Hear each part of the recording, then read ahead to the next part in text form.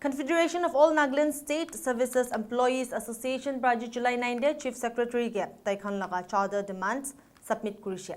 All India State Government Employees Federation Praji National Strike Law per Confederation of All Nagaland State Services Employees Association be solidarity dikhaishe. Canssea bra Janaishigi national level the 11 charter demands ase hulebi coordination meeting law samay Nagaland State nimide 5 charter demands place kurishe. Canssea laga mangdo Pfrada Act Repeal kurade and PS hataigina old pension scheme anibole under CMHIS pulse service dibule aro IAS cadre laga induction or selection laga eligibility upar thakishe. IB details saisabo. Today, the Confederation of Nagaland State Services Employees Association, along with those 4 sister associations, the Canssea, the NSF, the NFF-SF, and then Nagaland MPS Forum. We are jointly organizing this national strike to show solidarity with all Indian government, state government employees federation. In short, we call AISGEF. So, in the national level, there are 11 charter of demands. The charter of demands are already displayed here on my right. But here, during the coordination meeting of the Canssea, along with its sister associations, we have decided to place limiting the charter of demands from 11 to 5. So these 5 charters of demands, which is placed on my left, these charter of demands mostly covering with rolling back from MPS to OPS. One is comprehensive health insurance for larger coverage to employees. And then here in the state of Nagaland, in context, we are emphasizing the importance of CMHIS scheme. So we have placed our demand to improve all the impaneled district hospitals under CMHIS in the state of Nagaland with better facilities and better infrastructure to reach out the employees in a far-flung districts in Nagaland. And lastly, the 5th point charter of demand is with regard to induction of IS cadre in Nagaland. So in that 5th charter of demands, we reiterated that the state government should implement the circular dated 10 March by the PNAR, the vacancy circular for selections of IS into the Nagaland state cadre. So that has been brief and it has been said by some of our colleagues already, but all 4 eligibility criteria, including the clause 4, where the eligibility criteria mention that only the officers who has been recruited through MPSCs is eligible for this IAS vacant post. That was the demand and the fight of the whole committee to the state of Nagaland. We, the government employees serving under the government of Nagaland, appointed after 1st January 2010, we are all covered under NPS. And government employees under the government of Nagaland, appointed before 1st January 2010, are covered under the old pension scheme. We have initiated and formed this Nagaland National Pension System Government Employees Forum with a motive, with an objective to appeal the government to scrap NPS and restore OPS. We have initiated this movement to appeal that we have been deprived of equal rights, equal benefits, and social security of the government employees of Nagaland. In the old pension scheme, it is defined as pension benefits because the employees does not contribute any fund towards the pension fund, but they receive 50% of their last drawn salary as their pension salary. But with the NPS employees, every month 10% of our salary is deducted towards the pension fund. But the NPS have not fixed any percentage or any amount towards our pension salary. So this NPS is a market-linked pension, which means our pension is going to be affected with the fluctuation of the market, and this does not give any assured or guaranteed pension. So we are appealing the state government, we are requesting the state government to restore back the old pension scheme. Today the All India State Governments Employees Federation is strongly appealing the central government to scrap NPS and restore OPS and to bring back all the subscriber of EPS to defined benefit pension, that is the OPS. Likewise, I on behalf of the Nagaland NPS Forum, we also appeal and request our dear government to kindly consider and restore back the old pension scheme for the welfare and benefit of the employees and citizens of Nagaland. Thank you. As decided in the NEC meeting, that is what we call National Executive Committee on the All Indian State Government Employees Federation. In the meeting, it was decided that every state will have a dharna for this one-day national strike. There should be a media coverage. There should be proper mitigations of these charter demands to all the employees nationwide. And then it was been directed that each and every state has to submit the memorandum or the charters of demands to the state government through the chief secretary, respective chief secretary. And it was also decided that if there be any issues relevant or related to concerned states, the state concerned can add up to these 11, other than these 11 charter of demands, to the concerned state government. So here in Nagaland context, we have added 2 more demands to the state government for considerations and implementations. That is, improve all impaneled district hospitals under CMHIS with better infrastructures and better health facilities. That has been placed. And the last, the induction of IS into the state, Nagaland state cadre. So that has been taken up by the core committee, consists of the Canssea, the Pfrada, the NMXSA, NSSA. But even today, we reiterate the demand and place and add this as one of point of charter of demands to the state government for consideration on this day, the 9th of July, the national strike called by all Indian State Government Employees Federations. The protest is a continuous process.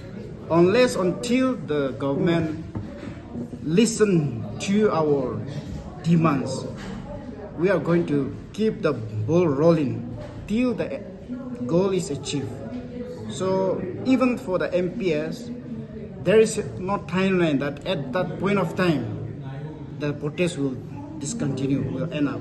But as at the national level, even at the All Indian State Government Employees Federations, they will keep the agitation on till the goal is achieved. So with the, at the nationwide, at the central level, the Canssea along with the Secy associations for the welfare of the state employees, we will keep the protest on till the government rollbacks the UPS to OPS. As you have to wait as per the directive from the All India. Okay, that wearing a black ribbon, that is a state issue. Okay. So that is covering under fifth charter of demands. So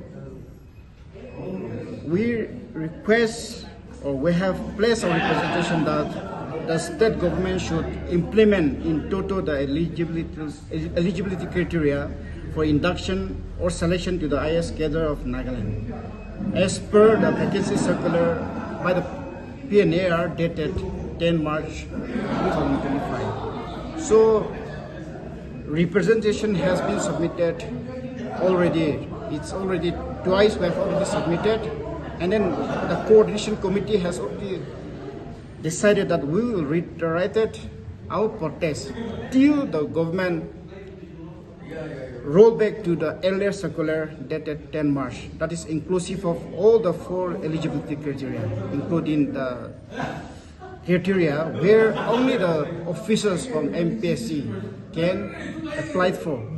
That inclusion of that 4 criteria, the core committee is demanding on that. So, with regard to that badge wearing, that is mostly connected to that 5th charter of demands. That is in induction criteria for IS especially. So we have placed our representation if the state government is in action to the demands or the wishes of the core committee. The first phase of protest or agitation will be wearing a black badge by every employees concerning to, at first phase it will be within state capital of Nagaland, that is Kohima, offices in Kohima. That will be the first protest. And then if things doesn't materialize, the further course of action or agitation, that will be decided by the core committee, comprising of the Canssea and all 3 sister associations. And then we are also trying to rope in other sister associations which are not coming in within the core committee. We will ask a request letter to them to give the support and participations in that wearing of black badge and other further course of agitations in near future. Service after 1st of January 2010, there was no option. If you want to join government service, you have to take it. So upon joining, it has been realized that there is certain section of employees who without contribution are going to have a secure future, timely pension. And then those appointed after 1st of January 2010, they realized their pension is not secure. As per the Act, everything is to be deposited. And then it is market-based. There is no issue. Now what is happening is, employees die after 2-3 years of service or even 5 years of service. Family pensions, they are not receiving. What we have heard is, some people are getting 3,000, 4,000 per month. How do you expect a family to survive with 3,000 to 4,000 rupees? Whereas in the old system, there was the family pension system. When an employee died, even after 1 year of service, regular service, then the family is secured. Like he said, it is a welfare state. When we are putting all our duties, our effort into serving the government, it is the duty of the government to also look into the welfare of the employees, right? So, just to answer your question, employees have no say after 1st of January 2010. We are forced to take. According to the data that we received from the treasuries last financial year, there are 1,028 employees, NPS employees, whose account is still nil. And we have recently visited the treasuries and accounts, and we have also meet them and highlighted to restore back and to deposit the money in the timely. And also, according to the data that we received last financial year, the treasuries and accounts have informed us that an amount of rupees around approximately 200 plus amount is still deficit, yet to be uploaded in our MPS system. That is what we were informed. The All India State Government Employees Federation is seized of the matter and have been fighting that the central government scraps this PFRDA Now, 8 states in India have rolled back into the old pension system. Whereas, for Nagaland, though we have been fighting, requesting the government, still the government is yet to take a call. The problem here is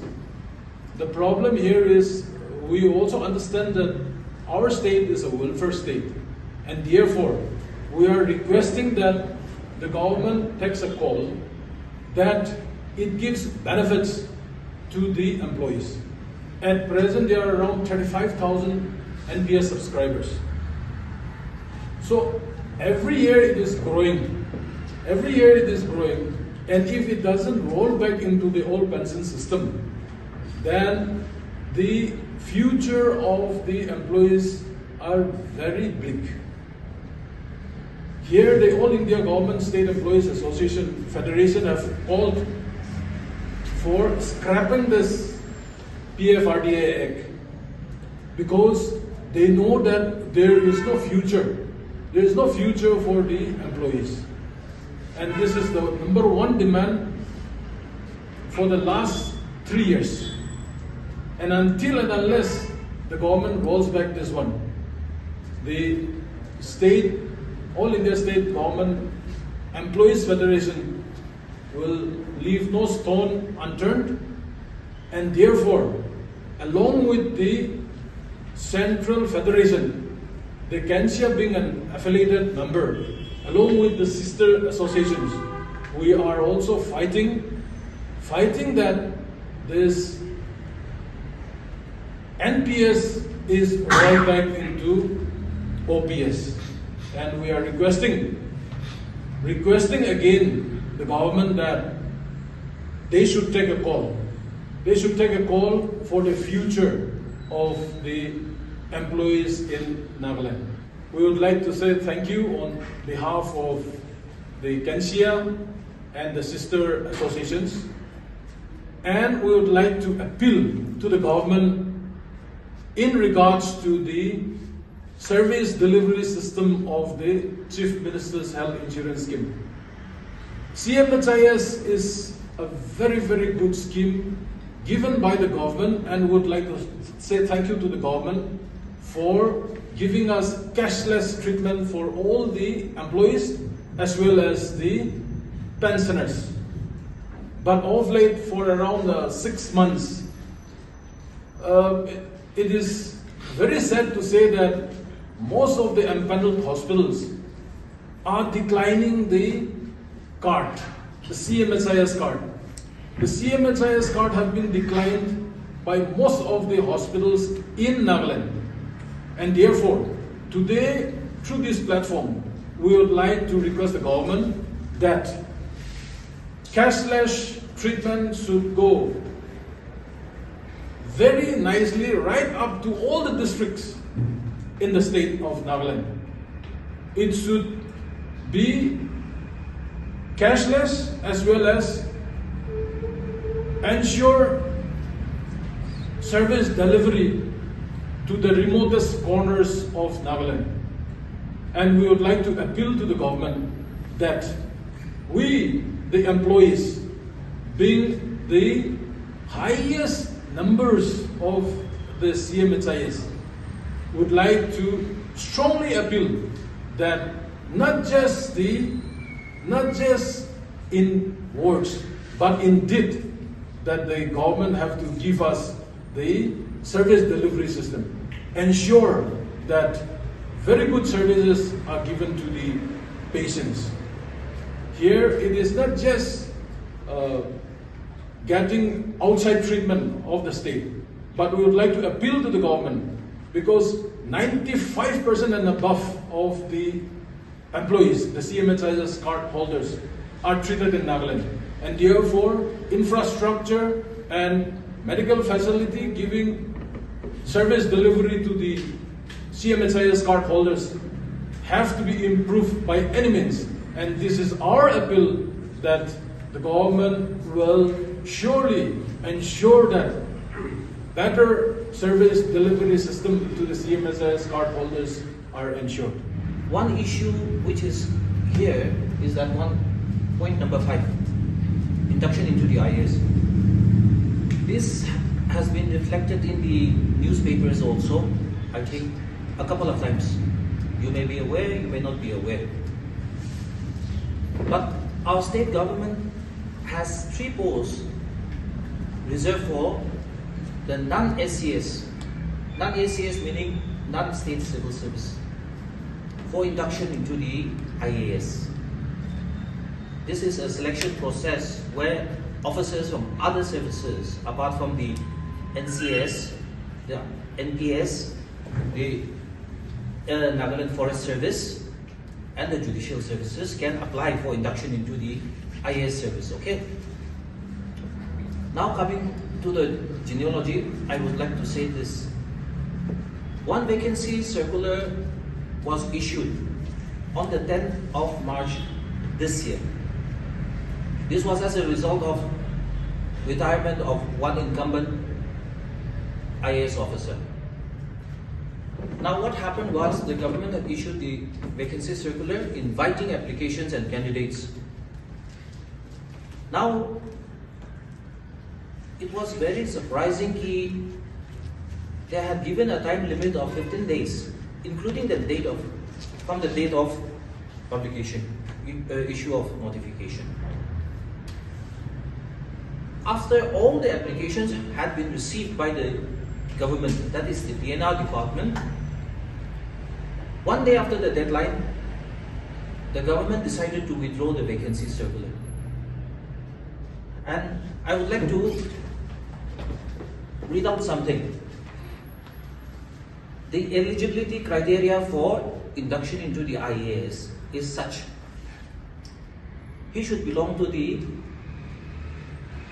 state government of Nagaland. He should have outstanding merit and ability. That is criteria number 1. He should hold a gazetted post in a substantive capacity 2. And he should have completed not less than 8 years of continuous service in the rank of deputy collector. As well as the most important criteria was only officers who were recruited through the Nagaland Public Service Commission can apply for induction into the IAS. That was the initial eligibility criteria. But one day after the deadline, on the 25th, the government decided to withdraw the vacancy circular for reasons best known to them. And we have a core committee specifically for dealing with certain issues, a core committee of 4 associations, sister associations.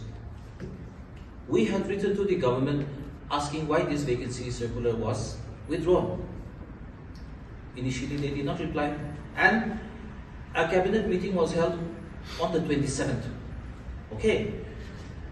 And the cabinet decided to re-advertise the post as per guidelines and notifications of the Government of India.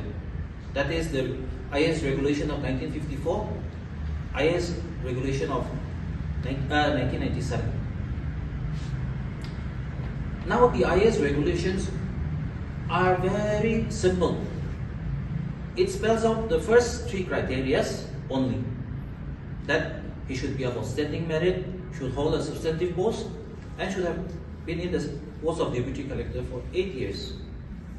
It does not say anything about NPAC or the state civil services. And I'm sure the UPAC is not going to spell out every single thing that is there. But it is understood that people who come through properly recruited means through the public service commissions are to be encouraged into the IAS. However, when the cabinet decided to remove, in effect, when the cabinet decided to go as per the Government of India regulation, it means that the most important criteria of NPAC automatically got deleted. Okay. So what does that mean? It means that now it is open for anybody. People who were appointed into service irregularly without going through the mandated recruitment process like the NPAC or any other examination, they were given the door. In fact, the government paved the highway for any Tom, Dick and Harry, irrespective of the nature of entry into service, to aspire to enter into a service which is one of the most prestigious services in the country, and it is a policy-making post. I do not want to say that this is a conspiracy, because we believe that the government is there to do good for the people. It wants to promote merit, transparency, meritocracy. That is what we feel. And we have been writing again and again. In fact, we have written 2 times to the government to actually restore the first vacancy circular where the NPAC clause is there, so that people who come through the right process of recruitment, only they should be given the chance to, aspire and be selected into the IAS. Because at the end of the day, they are going to hold responsible government positions, they will be making policies. I don't want to cast aspersions, but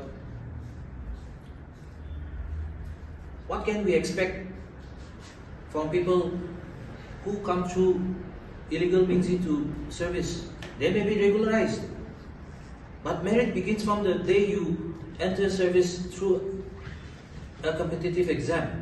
Otherwise, what is the point of having a UPSC exam for entry into IAS? UPSC would not be conducting exams, they are selecting the best of the best from across the country. And I'm sure such a thing does not exist in other states, because their governments, I have not come across a certain instance where, governments have been pushing and promoting illegally or irregularly appointed officers into the IAS. Of course, we have precedents also, but precedents doesn't mean it has to be followed year after year. We have to improve. If we have to go by precedents, that means we were headhunters, proud headhunters at one point of time. We should be headhunting now. We should be legal. But that is not the point.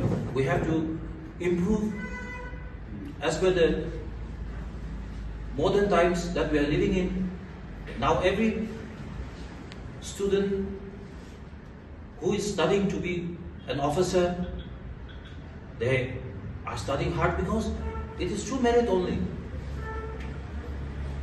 So my appeal to the government is that, in fact, not my appeal, the appeal of the core committee as well as the 4 associations is that it must have been a misguided, honest mistake on the part of the government. They must have been misguided, who knows, whereby a loophole has been left. And maybe they do not realize, or maybe they have realized. But we appeal to the government key to restore the vacancy circular as it was issued on the 10th of March 2025 by not removing the clause of NPAC, so as to, give credibility to the post of IAS.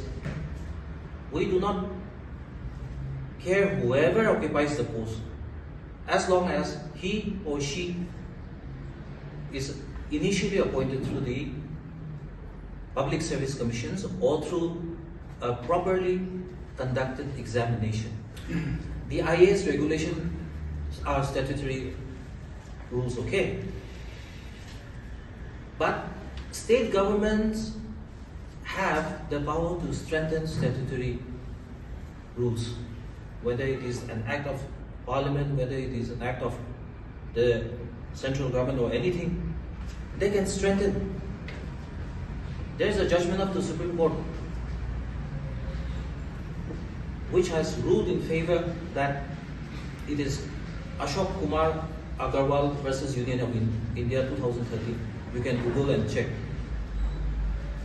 In the recruitment process, it is not that we follow ditto that has been subscribed by the central government. If there are ways and means to strengthen those rules by supplementing it, then the state government can very well do it. In fact, they have done it by inserting the IAS, the NPAC clause. It was inserted even in the year 2020 and there was no problem then. Suddenly, they are having a problem now. We do not know why. And we believe that it has, and we want to believe that there is no ulterior motive behind it. Just simply submitting the memorandum or representation doesn't end there. But there are still steps to carry forward if the government is in action to the demands of the core committee. So there, in the coordination committee, we have decided that if the government is in action to our demands to take up the first circular vacancy by the MPNR dated 10 March, then the Canssea, along with that federating other sister associations, and then we are also asking a letter to the other sister association who are not yet affiliated to this core committee to jointly go for different form of protest, maybe the form of agitation, maybe slowly we'll keep up the momentum. So as of now, we are going to submit a reminder letter to the government of Nagaland to look into or to consider the demands by the core committee. But if that is not being taken up, then the Canssea, along with the core committee, as said, we are going to have a protest rally to show our resignation to the government in action to the demands. So the first protest has been decided in the core committee. We will go for wearing a black ribbons just to express our resignation. That will be the first step. And the next course of action will be decided later with the decision or with the steps taken by the government of Nagaland. The momentum will keep flow. So it's not end up there. And then at the same time, coming to the queries asked for how long the NPS will wait. The specific waiting period is not there, but as you have said, the All Indian State Government Employees Federation will keep on rolling the agitations, and then the Canssea, along with all the sister associations, will also follow the ball rolling till our target or till our demands is achieved at the central as well as in the state of Nagaland. So that's what I want to say.